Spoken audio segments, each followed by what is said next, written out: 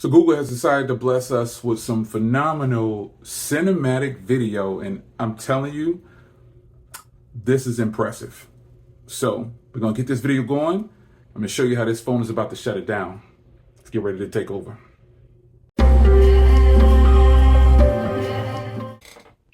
So your video feed or your YouTube feed is probably full of content on the Pixel 7 Pro. That's because the embargo is now up and creators can post their thoughts on it. Now you'll see a lot of people saying, hey, I've been using it for a week, I've had it for 2 weeks, blah, blah, blah.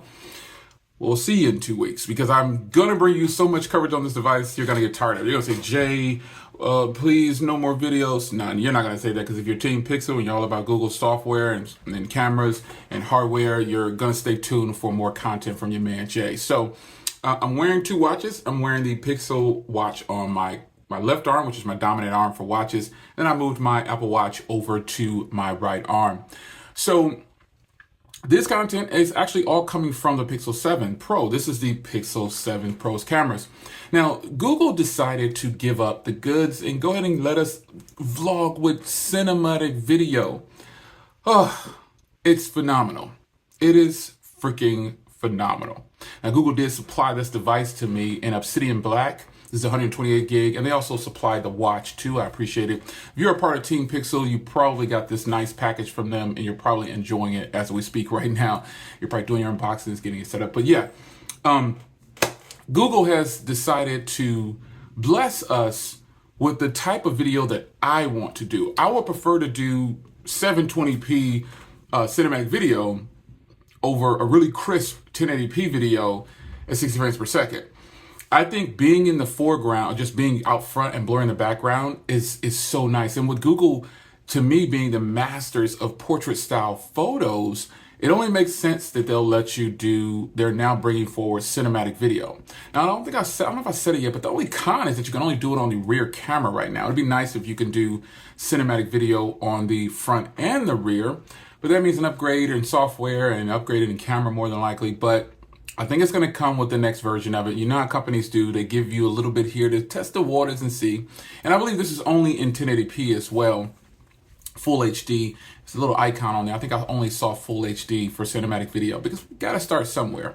So me tearing open the box on the Pixel wasn't, much. I didn't even bother to kind of post any of that because I felt like, I'm ready to get right to this. For me, I'm all about the cameras on the Pixel. They have true tones for everything you could possibly think of in a situation for doing footage. So I decided to take the Pixel 7 Pro out on a walk, and I, did a couple of clips, did some footage here, some photos there. And my first impressions of the device is immaculate. It's phenomenal.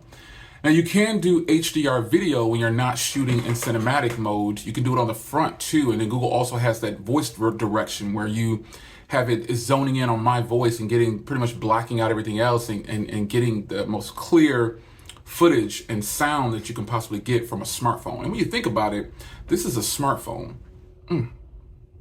It's a smartphone. So you're getting the best that Google has at this very moment with the Pixel 7 Pro. Now stay tuned for coverage on the Pixel 7. Google did not send that one to me, but be on the lookout for it because your man has to get that too. So I'll cover more on the watch as well. My first impressions of the watch though, outside direct sunlight, it's a wrap. I couldn't see much because again, where I live at is super hot, and it's always bright outside. So I'm pretty excited to do that. And really my testing of these cameras is because the previous generations, there was some overheating issues. And even with this camera, I gotta throw it out there, it did overheat when I was trying to do cinematic video in direct sunlight. It just didn't make it. It made it about 15, 20 seconds. And then I realized, oh snap, it's not even recording. And I didn't get a sound or anything because it was so loud out there. It was so windy out there. I couldn't hear. But it cut off after about 15 to 20 seconds. But I'll try to put that in there if I can because the footage was absolutely great from what I could tell. So currently Google only offers the cinematic video on the rear camera. And this is it. I'm actually walking. And I tested it out in my office where it was a control setting with no wind or anything like that. But here we are again outside and the cinematic video. So I'm back at the house and that video did cut off when it overheated. It was actually about 18 to 19 seconds, I believe. I have to double check it, but I wanted to come home and show you just how nice it is. But I was in direct sunlight, and it's just so great. And when you're shooting cinematic video outside, look at the footage. It's just incredible. I'm in a shaded area right now. If I step out, look at how this footage is. It's incredible, man. This is phenomenal cinematic video, folks. It's beast mode. I really want to test to see how long it's gonna record before it cuts off, but it's too hot outside, so let's get back inside. But nonetheless, in a controlled environment like this, under the air conditioning, just sitting out in my office on a tripod, the footage is going to be great. I'm going to really enjoy vlogging in this setting with this device when I can. Now, the front camera does HDR video, the rear camera does HDR video, and the front camera is wonderful. That's why I'm kind of surprised that I can't do, the front camera does 4K HDR video. So I'm kind of surprised with the voice direction. So I'm kind of surprised that I can't do cinematic video on the front camera yet.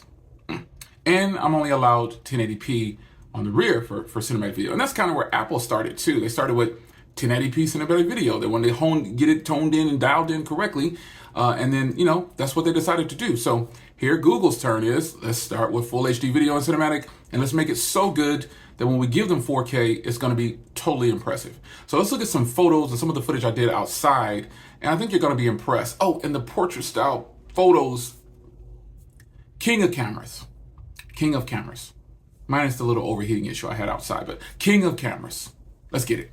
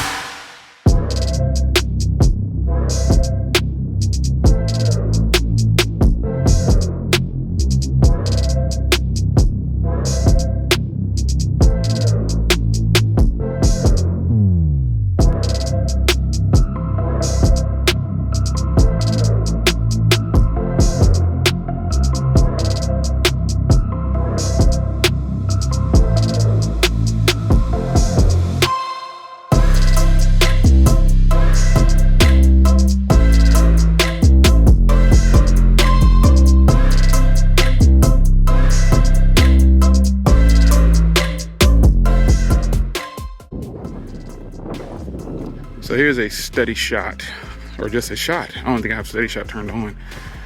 A video for the Pixel 7 Pro. 2x zoom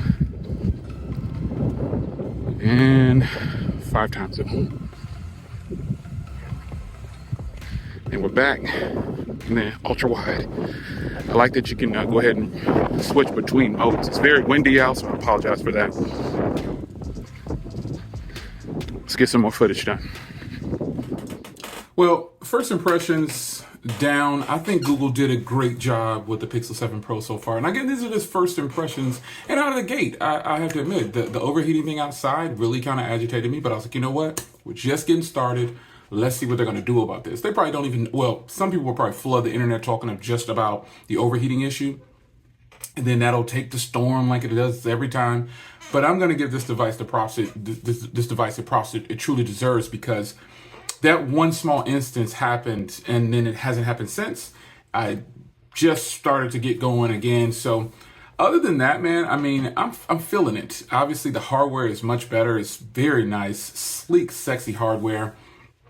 And the addition of the Pixel Watch is just, it's incredible. It's the pairing process is super easy.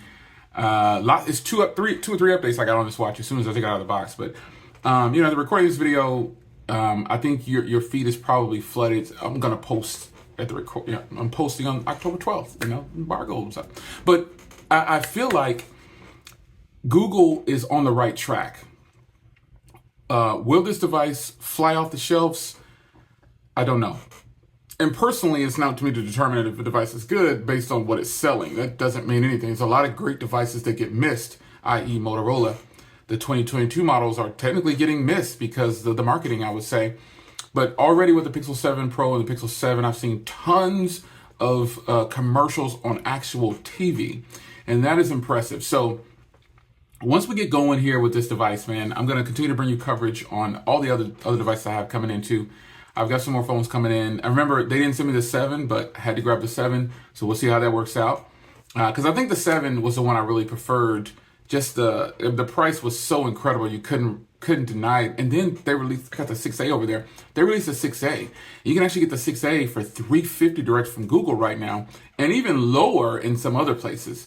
So you just do your research. But I feel like with Google, I don't think a lot of people say, oh, they need to catch up, they need to do this. I don't think they're playing catch up anymore. I think they've given us everything that every other flagship offers, and they're doing it better in a lot of ways.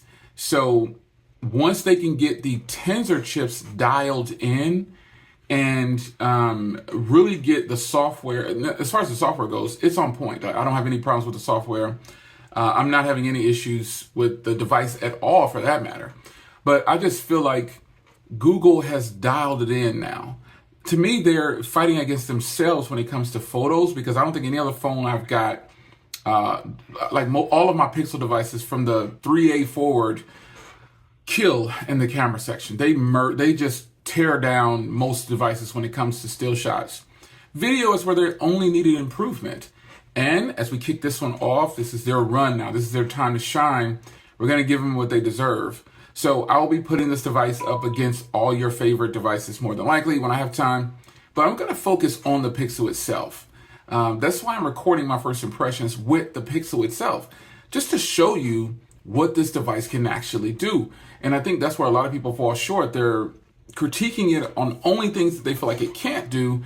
And technically right now, there's nothing that the Pixel 7 Pro and Pixel 7 devices can't do, and they offer the same, if not more, especially when it comes to the software side. Phone calls, folks, spam, that's the dictation for the new recorders.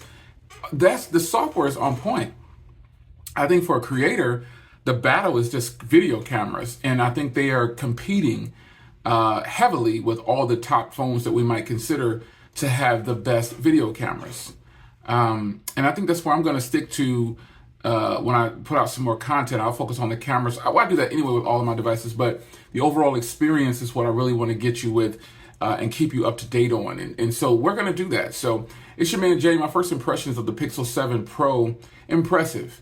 Now, I do have footage already on the Pixel Watch, a detailed walkthrough or so. So be sure to check that out. But nonetheless, we're going to kick this thing off if it's up. I don't know if I put it out yet, but it's October 12th as we're recording this video. You can now freely talk about the Pixel 7 Pro, and this is what I had to say about it. So I'll see you in the next video. Stay tuned for more coverage. Take care. What do you think about this footage, though? I mean, come on. Google's cinematic video is on point, right? I know you love it.